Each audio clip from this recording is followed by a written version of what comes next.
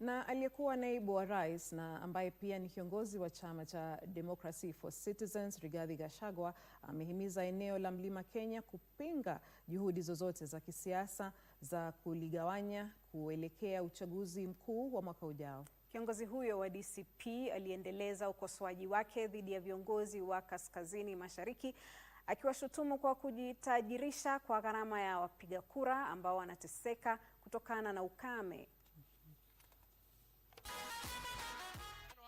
Aliyekuwa naibu rais Rigathi Gachagua alianza rasmi ziara yake katika ngome yake ya kisiasa eneo la Mlima Kenya siku ya Jumamosi, katika juhudi za kuendeleza na kukitangaza chama chake kabla ya uchaguzi mkuu wa mwaka 2027.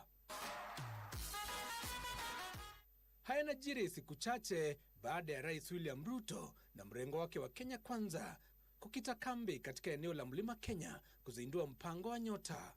Gachagua alizuru maeneo ya Kigumo, kaunti ya Kirinyaga, na Karatina katika kaunti ya Nyeri, ambako aliwakemea viongozi waliochaguliwa kwa tiketi ya chama cha UDA, akiwaahidi chamcha kuni katika uchaguzi mkuu ujao. Kazi ya kwanza hapa Mutira ni kulipa madeni yote ya wakulima ya kahawa, wakuwe free, waendelee na kazi yao. Gachagua akiwahimiza wakazi wa Mlima Kenya kupuuza viongozi wanaotaka kuligawa eneo hilo.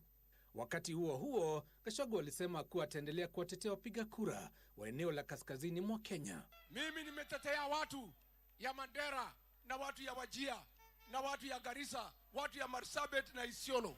Wamedhulumiwa na viongozi wao. Mimi nitaenda Northeastern.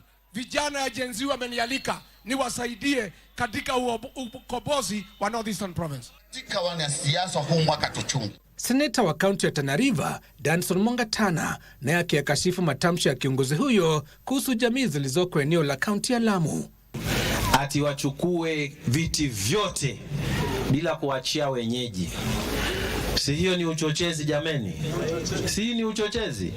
Sisi tunasema watu waishi vizuri, watu waelewane, watu wapange maneno yao vizuri. Mongatana akiongeza kuwa matamshi hayo ni ya kupotosha ukweli, akisema kauli kama hizo zinaweza kuchochea migawanyiko katika jamii na kudhoofisha misingi ya umoja wa kitaifa.